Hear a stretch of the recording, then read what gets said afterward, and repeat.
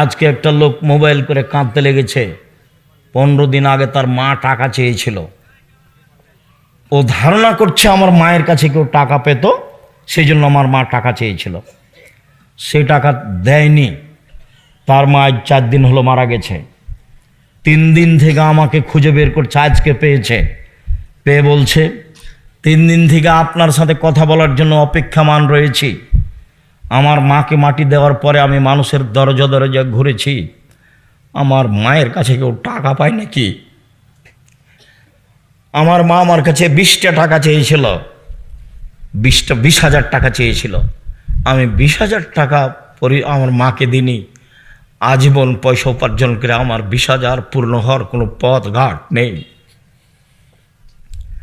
আমি মানুষের দরজায় দরজায় গেছি, আমার মার কাছে কে টাকা পায় আমি তাকে দিব। আমি এখন পর্যন্ত 10-15 হাজার টাকার খোঁজ পেয়েছি। আব্দুর রাজ্জাক সাহেব, আমি যে টাকা দিইনি সেজন্য কি আমি গুনাহগার? এই কথা আমাকে বলছে। আমি আর কি বলি? আপনি কেমন আচরণ করেছেন সেটা আপনার ব্যাপার। বাপ মা টাকা চাইলেই না থাকলে কোথা থেকে দিবেন? কেমন দিয়েছেন না দিয়েছেন সেটা আপনার ব্যাপার। এখন এই পথ বন্ধ করেন। দিন রাত আল্লাহর কাছে কান্নাকাটি করে বাপ মায়ের জন্য তার নামে দান খেরাত করতে থাকেন। শেষকালে বয়স বেশি হলে সঠিকভাবে কথা তারা বলতে পারে না, এ কথাই ঠিক। পৃথিবীতে মানুষ হিসাবে সদাচরণের হকদার সবচেয়ে বেশি কে? বাপ মা, তারপরে নিজ ভাই, অবেজিল কুরবা, নিজ ভাই, অল এতামা, এতিম, অল মাসাকিন, ফকির মিসকিন, অল জারিদিল কুরবা, অল জারিল জুনব, নিকট প্রতিবেশী, দূর প্রতিবেশী, সাহেব বিল জামবে, চলার সাথী। জীবনে কোনোদিন গাড়িতে উঠে কারোর সাথে ঝগড়া করবেন না, রিক্সায় উঠে কারোর সাথে ঝগড়া করবেন না। আপনার মোটর সাইকেল খুব দামি, আপনার গাড়িটা খুব দামি, একজন লোকের ভ্যানে লেগে গেছে, একবারে গাড়ি থেকে নেমে মেজাজ দেখায়েন না। গাড়ি পাল্টে আল্লাহ দিতে পারে। দেশের নেত্রীর বয়স যদি 45 মিনিট হয়, তাহলে আপনার গাড়িরও বয়স 3 মিনিট হতে পারে। মানুষকে উপেক্ষা করে জীবনে কোনোদিন কোনো কাজ করেন না। আমার অনুরোধ থাকছে, আপনি আমার দিনী ভাই, আমি আপনার খুব কাছে থেকে বলছি, মানুষের প্রতিশোধ নেবেন না এবং মানুষের বদনাম গীবাত করবেন না। সম্মানিত দিনী ভাই বোন, এরপরে পথিক এসে বলছে, আমি খুলনার মানুষ, আমার টাকা হারিয়ে গেছে, 500 টাকা দেন। মিথ্যুক বলে তাড়িয়ে দিয়েন না, 20টা দেন, 50টা দেন। গালি দিয়ে মিথ্যা বলে তাড়িয়ে দিবেন না। আল্লাহ বলছেন পথিকের সাথে সদাচরণ করতে হবে, চলার সাথীর সাথে সদাচরণ করতে। আপনি দেখতে পাচ্ছেন বাজারে যাচ্ছেন, একটা রিক্সা আর একটা রিক্সার সাথে লেগে গেল। এই যে গালি দিল, চাঁপাইনবাবগঞ্জের ভাষাতে যা চলে সব দিল, ঢাকার ভাষাও জানেন সেভাবে দিল। এরই রিক্সাটা আরেকটু পরে আরেকজনের সাথে লেগে গেছে, তো ওইও দিল। সারাদিন এভাবে চলছে। তাহলে আমি আপনি কি সেই? আমরা কি পথে নেমে গেছি?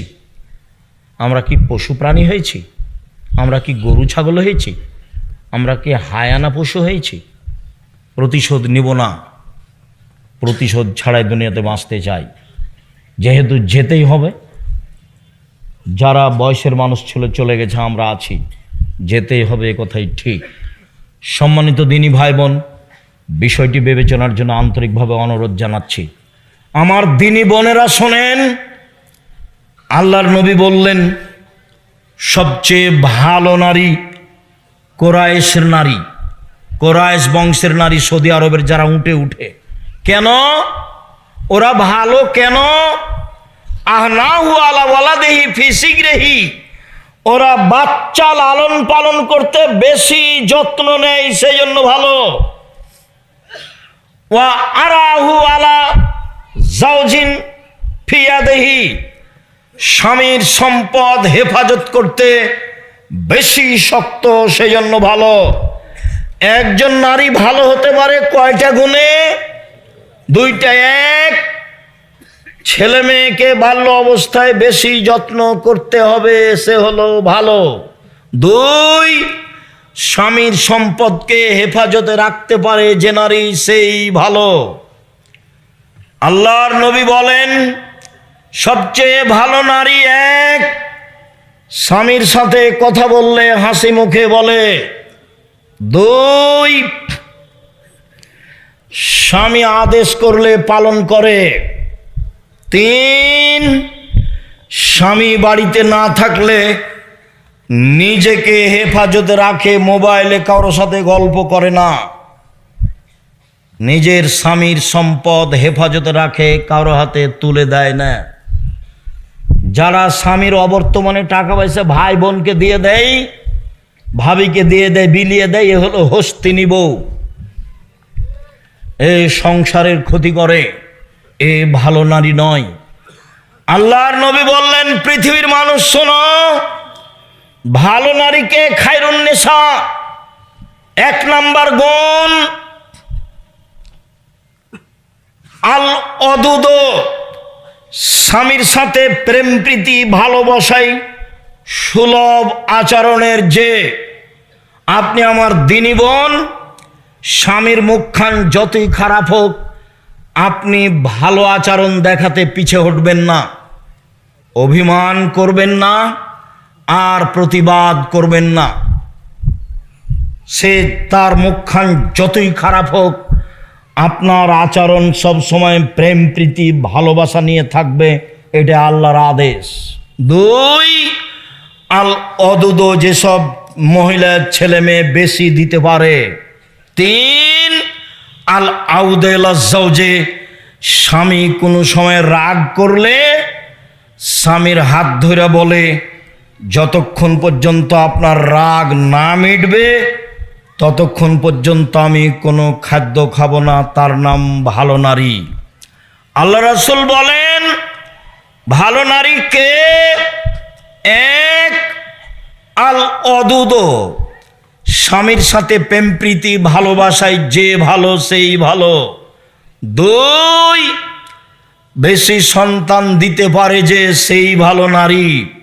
তিন, অল মুতিয়াত, স্বামীর সুবিধা অসুবিধায় পরামর্শ দিতে পারে যে সেই ভালো নারী। চার, অল মুসিয়াত, স্বামীর ব্যথায় ব্যথিত হয়, স্বামীর দুঃখে দুঃখিত হয়, স্বামীর খুশিতে খুশি হয় যে সেই ভালো নারী। এক মিনিট, স্বামীকে কিভাবে পরামর্শ দিবেন, উপদেশ দিবেন, তার সাথে কিভাবে তার ব্যথায় ব্যথিত হবেন, এক মিনিট। আল্লাহর নবী বললেন, খাদিজা, খাসি তো আলা নাফসি, আমি মনে হয় মারা যাব, আমি মনে হয় বাঁচবো না খাদিজা, আমি গাড়ে হিরাই ছিলাম, কে যেন আমাকে চেপে ধরলো, ধরে বলছে পড়েন। আমি বললাম পড়তে জানি না। আবার চেপে ধরে বলল পড়েন। আমি বললাম পড়তে জানি না। আবার চেপে ধরে বলল পড়েন। আমি বললাম পড়তে জানি না। তখন উনি বললেন পড়েন, ইকরা বিস্মি রাব্বিকাল্লাযী খালাক, খালাকাল ইনসানা মিন আলাক। তখন খাদিজা বলছেন, কাল্লা, কখনো নহে, অসম্ভব, হতে পারে না, আল্লাহে মা ইউখজিক আল্লাহ, আল্লাহ আপনাকে অপমান করবেন না। কেন? এক, তাসেলুর রাহেমা, মানুষের সাথে সদাচরণ করেন, এই জন্য আল্লাহ অপমান করবেন না। দুই, তাকসেবুল মাদুমা, অসহায় মানুষের সুবিধায় থাকেন, এই জন্য আল্লাহ অপমান করবেন না। তাহমেলুল কাল্লা, অসহায় মানুষের বোঝা বহন করেন। কে ঋণ পরিশোধ করতে পারে না, এই তোমার ঋণ আমি দিয়ে দেব। কে মানুষের সাথে টাকা নিয়েছিল, দিতে পারে না, কর্জ নিয়েছিল, দিতে পারে না, কাপড় নাই, কিছু করতে পারে না, এই তোমাকে আমি একটা কাপড় দিয়ে দেব। অসহায় মানুষের বোঝা বহন করে যে, তাকে আল্লাহ অপমান করবেন না, আপনি অসহায় মানুষের বোঝা বহন করেন। চার, তাকরিজ জাইফা, মেহমানকে খেতে দেন। এক নম্বরে বলেছেন আপনার সদাচরণ আছে, আল্লাহ আপনাকে অপমান করবেন না। এসব সান্ত্বনা কে দিচ্ছে? খাদিজা স্ত্রী দিচ্ছেন। তা আপনার স্বামী বাড়িতে এসেছে, খুব টেনশন, মাথা ধরে গেছে, কি দুর্ঘটনা ঘটেছে, আমি যে দল করি সে দলের এক ছেলেকে মেরে দিয়েছে, কি করি, অনেক ঝামেলা। তো এখন স্ত্রী বলছে তোমাকে নিষেধ করলাম, তুমি যাও না, তুমি বাইরে যাও, তুমি তো জোর করে গেলে, তোমারই তো এগুলো দোষ। এইটা কি হলো? এটা বউ হলো? ভাইজান বুঝতে পেরেছেন? আমি কিন্তু যে ভাষাগুলো নকল করছি সব বুখারী মুসলিমের। আল্লাহ নবী এসে বলছেন খাদিজা আমি মনে হয় মারা যাব বিপদে। তো প্রথম মুখের ভাষা কাল্লা, আরবি ভাষা, কখনো নয়, অসম্ভব, এটা হতে পারে না।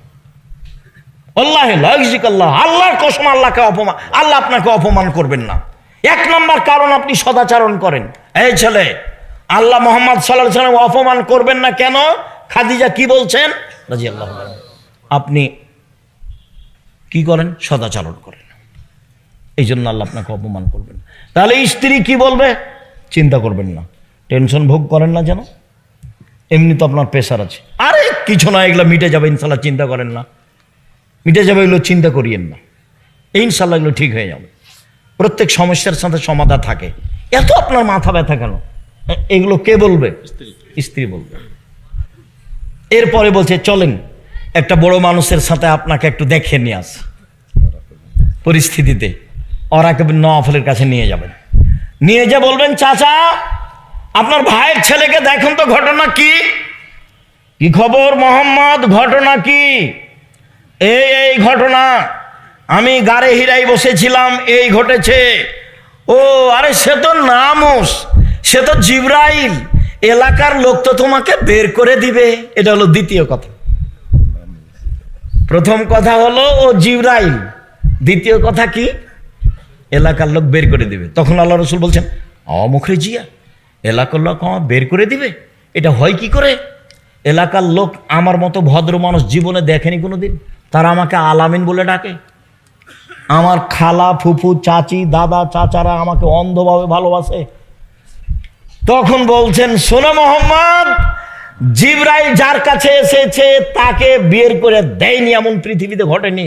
যত মানুষের কাছে জিবরাইল এসেছে নবীর কাছে, সবকে এলাকা থেকে বের করে দিয়েছে, তোমাকেও দিবে। তবে যদি আমি থাকি তোমার সহযোগিতা করব। বড় মানুষের কাছে নিয়ে এসেছেন কে? খাদিজা স্ত্রী নিয়ে এসেছে। আপনি আমার দিনী বোন, স্বামীকে হতাশা করবেন না, তার পাশে থাকবেন। আর এক মিনিট, কথা বলছেন নাকি? এই মেয়ে কথা বলছো কেন? আর এক মিনিট খেয়াল করেন, আপনাকে বলছি। হুদায়বিয়ার যুদ্ধে গেছেন, হুদায়বিয়া সন্ধি করে ফিরে আসছেন, কাবা ঘরে ঢুকবেন না। আরে 1-1.5 কিলোমিটার আছে, তাহলে কাবা ঘর। আল্লাহ রাসূল বলছেন যাব না, ফিরে যাব। তখন উমর বলছেন আপনি সত্য নবী নন? হ্যাঁ আমি সত্য নবী। ইসলাম ধর্ম সত্য নয়? হ্যাঁ ইসলাম ধর্ম সত্য। আপনি বলেননি কাবা ঘরে ঢুকবো? হ্যাঁ আমি বলেছি কাবা ঘরে ঢুকবো, তবে এবছরই ঢুকবো, এ কথা বলিনি। চুপ। আবু বকর সিদ্দিকের কাছে গিয়ে বলছেন আবু বকর সিদ্দিক, ইসলাম ধর্ম সত্য ধর্ম নয়? হ্যাঁ সত্য ধর্ম। মোহাম্মদ সত্য নবী নন? হ্যাঁ মোহাম্মদ সত্য নবী। মোহাম্মদ সাল্লাল্লাহু আলাইহি ওয়াসাল্লাম বলেননি যে এবছর কাবা ঘরে ঢুকবো? হ্যাঁ বলেছেন কাবা ঘরে ঢুকবো, তবে এবছরে ঢুকবো, এই কথা বলেননি। আবু বকর সিদ্দিকের কথাতে আর রাসূলের কথাতে একটা অক্ষরের কমবেশ নেই। ফিরে যাবেন না। তখন বলছেন সাহাবীরা শোনো, গরু জবাই করে দাও, ভিতরে যাব না, মাথা নেড়ে করে দাও। গরু জবাই করে দাও, কুরবানি, মাথা নেড়ে করে দাও, কাবা ঘরে ঢুকবো না। কেউ কুরবানি করে না, সবাই চুপচাপ, ফিরে যেতে চায় না কেউ। তখন আল্লাহ রাসূল বলছেন উম্মে সালমা, কি করা যায় দেখো তো, খুব বড় বিপদ। কেউ যে কুরবানি করে না, সবাইকে যে কুরবানি করতে বলছি, কেউ যে যায় না। তখন উম্মে সালমা বলছেন চিন্তা করবেন না, আপনি নিজেরটা করে ফেলুন, দেখা যাক কি হয়। স্ত্রী বলছেন। এবার আল্লাহ রাসূল কি করলেন? নিজেরটা করে ফেললেন, সব সাহাবীরা বের হয়ে সবাই করতে লাগলেন। স্ত্রীর পরামর্শ। সম্মানিত দিনী বোন, আপনার জন্য জান্নাতের সব দরজা খোলা। 1, 5 ওয়াক্ত সালাত। 2, রমজান মাসে রোজা। 3, স্বামীকে মেনে চলা। 4, জেনায় লিপ্ত না হওয়া। 1, 5 ওয়াক্ত সালাত নির্ধারিত সময়ে। পায়ের পাতা দেখা গেলে কোনো সমস্যা নেই। শাড়ি পরে পেটিকোট ছায়া পরে সালাত আদায় কোনো সমস্যা নেই। বুবু যা বলেছে তা ভুল বলেছে। গলা যদি দেখা যায় তাতে সমস্যা নেই। শাড়ি পরে সালাত আদায় করুন, কোনো সমস্যা নেই। শুনুন, 1, 5 ওয়াক্ত সালাত। 2, রমজান মাসের সিয়াম রোজা। 3, স্বামীকে মেনে চলা, তিতা লাগলেও মিঠা লাগলেও। 4, জেনায় লিপ্ত না হওয়া। আব্দুর রাজ্জাক সাহেব, দুঃখিত, এখন কান্নাকাটি করি, জেনা একদিন ঘটেছে, চিন্তা করবেন না। আল্লাহর নবী বলছেন, পৃথিবীর মানুষ শোনো, কেউ যদি জেনা বন্ধ করতে পারে আল্লাহ তাকে যে কোনো বিপদ থেকে বাঁচিয়ে দিবেন।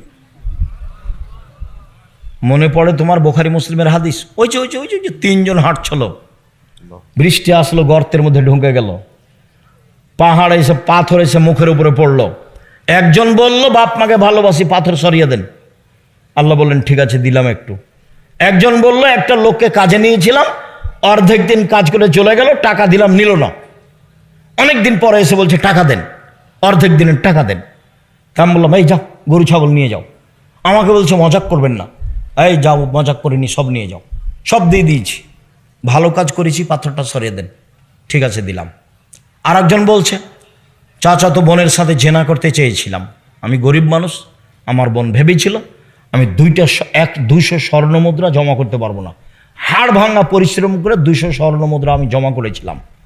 আমি যখন জেনা করব মনে করে সিদ্ধান্ত নিলাম, বসেছি, তখন আমাকে বলছে, দেখ রে, আমাকে অসতী প্রমাণ করিস না, আমি একজন অসতী নারী হতে চাই না। তা আমি জেনা করিনি, উঠে গেছি, বন্ধ করেছি জেনা, পাথর সরিয়ে দাও, দিলাম। তুমি যদি আজ থেকে জেনা বন্ধ করতে পারো, আল্লাহ তোমাকে যে কোনো বিপদ থেকে বাঁচিয়ে দেবে। শুধু তাই নাই, আল্লাহ বলছেন, অনাহা নাফসা আনিল হাওয়া ফাইনাল জান্নাতা হিয়াল মাওয়া। কেউ যদি নিজেকে অশ্লীল কাজ থেকে ঠেকাতে পারে, তার জন্য জান্নাতুল মাওয়া আছে। এই ছেলে তোমাকেও বলছি, অশ্লীল কাজ আজ থেকে বন্ধ। মেয়েদের যত নাম্বার আছে মোবাইলে, বাড়ি পর্যন্ত সে নাম্বার যেন একটাও না থাকে। বক্তব্যের সাথে মুনাফিকি করো না, বক্তব্যের সাথে মুনাফিকি করে কোনো লাভ নেই। গান বাজনা হারাম, খেলতামাশা হারাম। স্কুলে হলে কি হবে, বাড়িতে হলে কি হবে? মুহাম্মদ সাল্লাল্লাহু আলাইহি সাল্লাম গান বাজনা শুনলে কানে আঙ্গুল দিতেন, দূরে সরে যেতেন। গান বাজনা হারাম, গান বাজনা করে যারা, তাদের ক্রয় করা হারাম, তাদের শিখিয়ে দেওয়া হারাম, তাদের সব কিছু হারাম। আল্লাহ নবী বলেছেন, ইন্নাল্লাহ হারামাল খামরা ওয়াল মাইসিরা ওয়াল কুবা। মদ হারাম, জুয়া হারাম, ডুবি তবলা হারাম, ঢোক ঢাল হারাম, ঢোল ঢাক হারাম, গান বাজনা হারাম, বাদ্যযন্ত্র হারাম, দোতারা সেতারা বাজনা সব কিছু হারাম। যত গান বাজনা বাদ্যযন্ত্র আছে সব হারাম। একাধিক হাদিস, যাওয়ার সময় তো উপদেশ বইটা নিয়ে যাবেন, বিস্তারিত লেখা আছে। সম্মানিত দিনী ভাই বোন, জরুরি কথা, 6-7 নভেম্বর সম্মেলন আপনার কাছের প্রতিষ্ঠানে। আমি ঐকান্তিকভাবে কামনা করি আপনি তো যাবেন, ভাই বোন আত্মীয় স্বজনকে নিয়ে যাবেন। এই সামনে নভেম্বর 6-7 পাকিস্তানের এহসান এলাহির জহিরের ছেলে ইবতেসাম এলাহি জহির থাকবেন। দেশের বড় বড় আলেম ওলামা থাকবেন। তার টিকিট করা হয়েছে, তিনি চলে আসছেন, কয়েকদিন আগে আসবেন। মর্মে সম্মেলনে আমার দিনী ভাই বোনকে উপস্থিত হওয়ার জন্য আন্তরিকভাবে অনুরোধ করলাম। 2 ডিসেম্বরে ফরম, 1 জানুয়ারি ভর্তি। ছেলে মেয়ে নিয়ে যাবেন, ভর্তি হতে পারলে আলহামদুলিল্লাহ। 3, যাওয়ার সময়তে আল ইতেসাম পত্রিকা কেউ ছেড়ে যাবেন না।